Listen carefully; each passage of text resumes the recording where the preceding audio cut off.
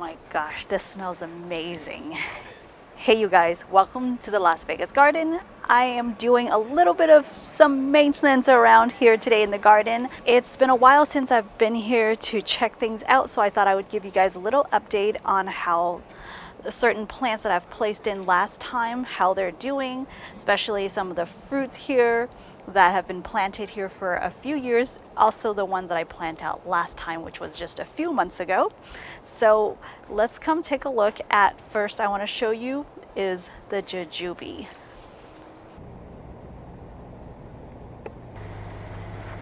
The weather out here has been well over triple digits for the last couple of months. Every single day it's been hitting at least 100, 105, even 107 or 111 for an entire week straight. So these are the plants that I want to show you guys that have been thriving here, and certain plants that actually stopped the growth because, well, just because of the heat. So the first one I want to show you guys is the Jujube tree. This is one that is so hardy that many people say that, I mean, I have seen them being invasive. So planting it in the ground, they definitely love, just like most plants love, you know, thriving in the ground. But Jujube is one of those that would, you know, have these roots that would kind of shoot up, and eventually if you don't get those pruned, you might end up with an entire forest of jujubes. This one here is growing in a pretty big container. Some people say that it's really hard to grow jujubes in container due to, you know, just how invasive the roots are. They really want to spread out. So I want to show you guys this tree is actually doing pretty well. It's not getting like a super crazy amount of fruits, but I believe the reason to this is because it is not pruned well enough to get them to branch out fuller, so that you can, you know, encourage more branches to grow and to have more fruits that way. But the fruits here are actually pretty tasty. We did a pretty good harvest yesterday evening. Just want to show you guys this tree. Picked off the majority of the fruits here because the birds have been eating them, and we definitely want to have some for ourselves. If you guys look up top, there is one left right there. It's so crunchy when you pick them fresh. I love that there are so many different ways to eat jujubes. They can be eaten in different stages of the fruit's life. If you guys want to find out more about jujubes, I will leave the links of those videos that I have done in the past below for you guys to check out. But this one here looks like it's going to be a pretty tasty one. Thank you. It's starting to soften up a little bit, but this one here, it's got a lot of brown copper kind of a pigmentation on it.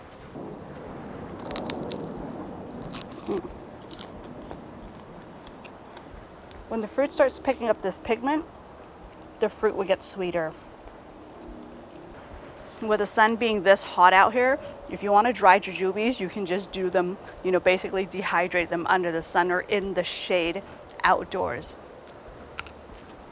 You got to be careful with the pit inside. It's pretty sharp, much like an olive pit. So if you have pets, don't randomly throw these around. You definitely don't want them to eat these. You can peel off the fruit and give it to them, but do not give them the pit. Normally fruit trees are grafted onto a different variety. In this case, I'm looking on the bottom and I cannot see where the grafting starts actually, but one thing I know for sure is that this tree does have two different varieties of jujubes growing. The bottom, if you follow from the ground, it starts to shoot up this more wild variety, which is a lot more thorns than the one that's you know, planted intentionally, which is a more, you know, it's a cultivated variety, much larger, much sweeter fruit, versus this one is like a small, like a wild variety. Small, usually more tart. If you don't want this, you know, more wild variety to grow, you would actually just cut back the shoots that come up from the bottom. I'm curious what this one tastes like actually. See how small this one is?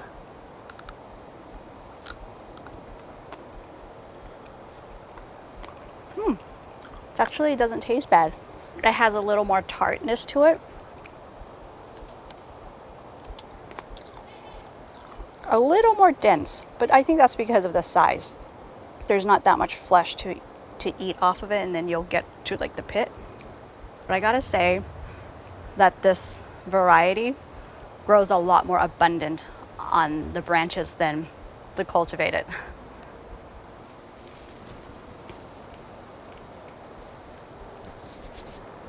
Oh, I just found one that's a little more squishy. Look at that, I just put a dent on it when I pressed it. It's just squishy, you see that? You guys see that? How I'm able to just kind of make a dent on this. So this one is drying out, and this is like my favorite time of eating it, is because it's partly dried, so it's still got like that fluffy marshmallow, but it's got like a lot of moisture in it, versus one that's completely dry. You kind of lose that fluffiness when it's too dry. And then the sugar would concentrate more in like this partially dried, shrivelly looking one.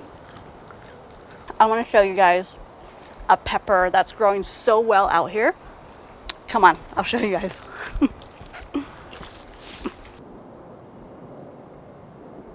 This is a Nepalese pepper, also called mushroom flower, I think, or flower pepper. I'll leave the actual name down below for you guys. So this one I planted here last summer.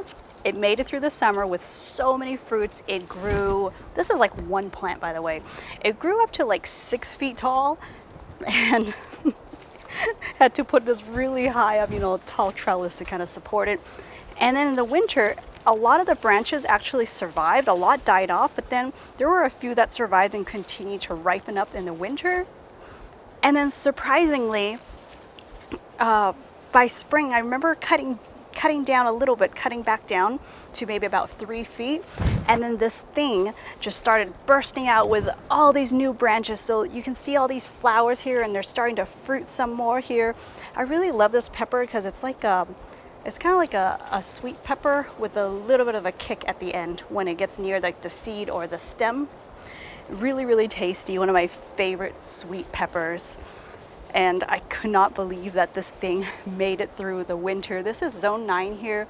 It gets about freezing, or even like a couple days here and there of like 29 degrees low, 29 degrees Fahrenheit that is. But usually it stays right above the freezing point here. So this thing totally grew back, and as you can see, peppers generally grow in the new stems, so you really want to encourage new growth by pruning them back. And this thing has grown so much, and you can see there is one pepper that is starting to ripen up. I'm really happy to see this pepper thriving. This is basically a 2-year-old pepper tree. So peppers do really well in the desert heat. Also, eggplants also do well here.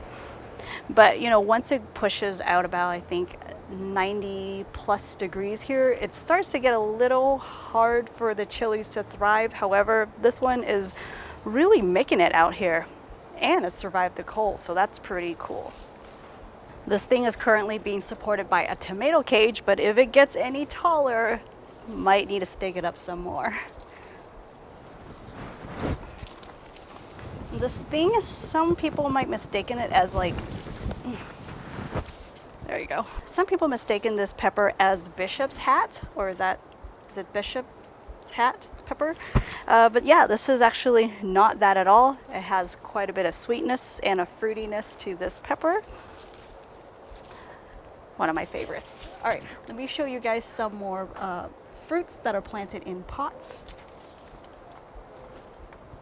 Here's some different varieties of figs planted in containers. There are a few that almost ripened up pretty well to be picked, and then probably some birds got to them. Whoa, Lola. But anyhow, there are so many different varieties of figs out there. Some would do better in the heat than others, so be sure you do your research to know which ones would work best in your location. And if you guys ever want to make some fig cuttings, they're pretty easy to root. You can just take some cuttings off of any stems. You can see that they have them kind of like shooting up from the bottom here, from the base here, so you can just cut that and propagate them. Something else that I planted here in the spring was the luffa gourds. I was so excited and also anxious to see how they would do out here. This is that special variety of luffa that my family has been growing for so many years, and it is actually the first time testing out to see how it would do in Las Vegas. So far, it's been growing so well, giving, pushing a lot of growth, but I haven't seen any flowers yet. So sometimes when it gets too hot, it may stop, the plant would not flower. And so I first thought maybe because it was lacking some sort of, fertilizer, or maybe putting in some potassium in and some more minerals. However, this is growing in this long bed, the same bed with the melons, and we are getting quite a few melons on it. So I don't think that is an issue. I'm thinking because this variety of luffa is nothing like any that you've seen out there. It grows this big, but still remains tender and edible until you let it completely dry out. So I don't think it grows exactly like a regular luffa, because the small little luffas, they're able to be grown, even out here in the desert. For those of you who have seen my previous episode on building out this trellis for the luffa and the melons, I gotta say that this thing has definitely have been put to the test due to the crazy wind that you get out here sometimes. So big shout out to Thriving Design for sending these sea bites for me to put this together. It has been pretty bizarre to be seeing this thing, like this entire thing kind of sway with the wind, but this thing is hanging on. The backdrop of this trellis is the loofahs growing, and then in the front here we've got the melons. I am so excited about these melons. I got the heirloom French variety that's supposed to smell better than cantaloupes, but it would taste similar to cantaloupe, except it's supposed to be better. And that one I was a little unsure at the beginning, because melons, generally I think watermelons, things like that, do grow really well in the heat. However, this French variety, they say that it's a pretty fast growing crop, and so they would do well in even places that has a shorter growing season or that it's slightly cooler. So I had no idea how it would do out in the desert here, but it's actually putting out quite a few melons on here that I needed to protect them, because something's been going around eating some leaves here and there, and picking on certain fruits. So just in case, I have put down some different baskets, sort of a thing, to protect them. Let's get in closer and show you guys what I'll be doing with that. Since these melons are growing vertically, they really need some support. So I thought the best way to support them is by just using those, sometimes at the farmer's market or the grocery stores, when you pick up some berries and fruits, they will come in these green plastic baskets. So that melon, I am actually not sure what that is, because it looks so different than the one I intentionally planted. So looks like it's a volunteer of a melon of some sort. It almost looks like a honeydew, but it's slowly creating these sort of crusty things that reminds me of a cantaloupe as well. This one here, I've caged it, but this one's actually not a really good cage, so I'm gonna swap this out with the one that I just made last night. I thought this was an improvement. Basically, I picked up these at these are colanders from the Korean market. You can find these at Asian markets, probably even 99-cent store. But any kind of things that I really like with a bunch of holes, because then it gets good air circulation and just some sun to come through, and then it wouldn't be like sitting anywhere and causing it to rot if it's like if there's any solid parts. I basically just put 2 zip ties on the bottom to hold this thing together, and I really love how useful these things have become. Really, this is like a, what do you call these cable tie things, So I just basically put the 2 together to hold this in place. This is like the fastest way to do it, I think. And then this part would be for like hanging on for support. And then to keep the stem from being squished, I have placed, just like kind of puncture a hole on these like plastic bottle caps just to kind of give it a little bit of room on the top here so it wouldn't fully close. That's about it. So let's just open this up and swap this out. Actually pretty nervous about this because this thing would not have any support once I loosen this up. And this, wow, I wish I would be here to harvest this melon because it's growing pretty perfectly. The shape is really nice and round and heavy.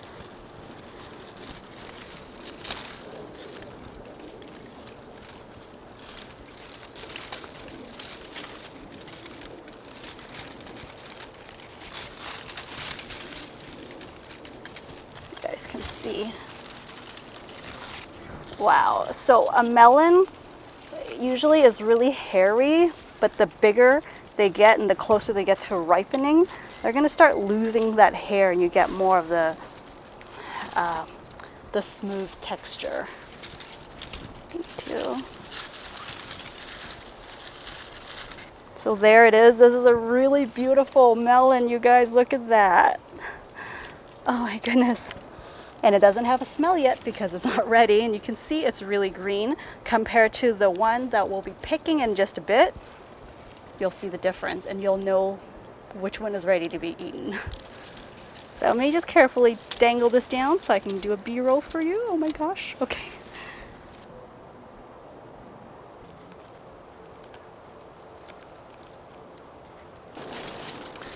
All right, let's get this one protected.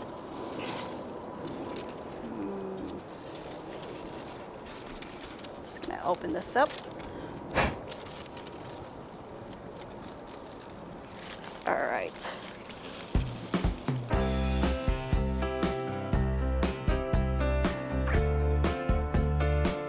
And then now I got this vertical that I will feed through the trellis here.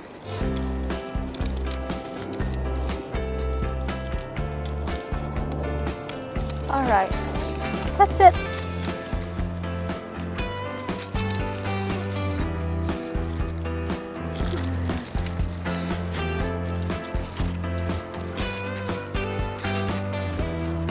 All right, that's it. Pretty simple. So you can see I have saved the best for last.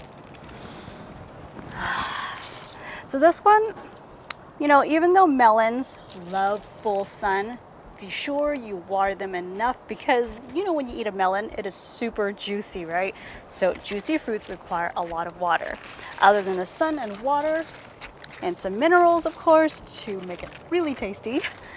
So there are some, you know, lots of worm castings and there's some rock dust in this bed along with some Dr. Earth fertilizers.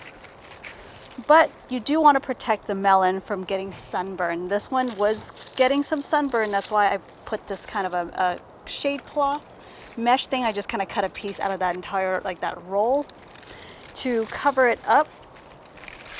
And then you can see how yellow this one is, and it's slowly, the stem is actually starting to dry out. So eventually this would fall off. So be sure you keep your melons, you know, supported if you're growing them on a trellis.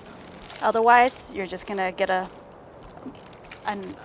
melon that's burst open if it falls on the ground. But you can see how it's starting to have these crust forming, like these sort of patterns.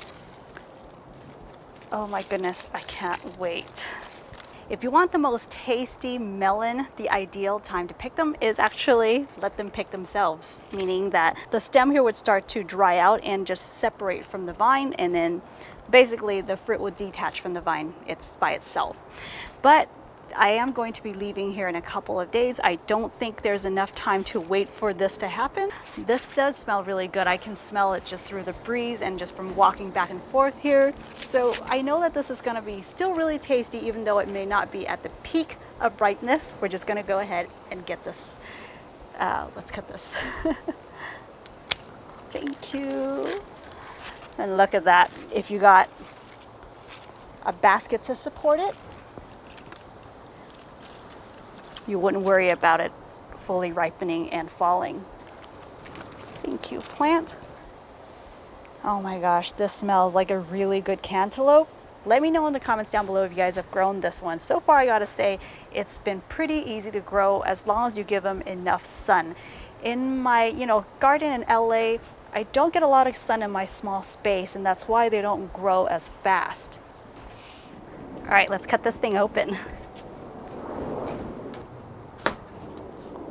Okay, that's what it looks like.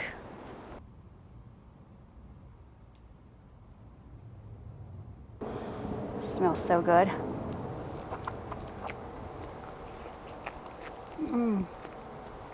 Wow, super juicy. It's pretty sweet, but I think it can be sweeter if I waited maybe like 4 or even 5 more days. But it doesn't have that strong like cantaloupe kind of a pungent to it. Seems a little lighter and more floral to me. I wish I can be around to eat one of these fully ripened ones. Nothing better than a juicy, sweet melon on a summer day. Let me know if you guys enjoyed this video. You guys, please like, share, and subscribe to this channel, and hit the bell notification button if you haven't. Whoop, almost dropped this. Please go visit my website at wendiland.com. I'll leave the links of everything that I've mentioned in this video, as well as ways to get in touch with me. And if you like my work and you want to support me that way, I'll leave everything that I've mentioned just below this video. Thank you guys. See you right back here very soon. Bye.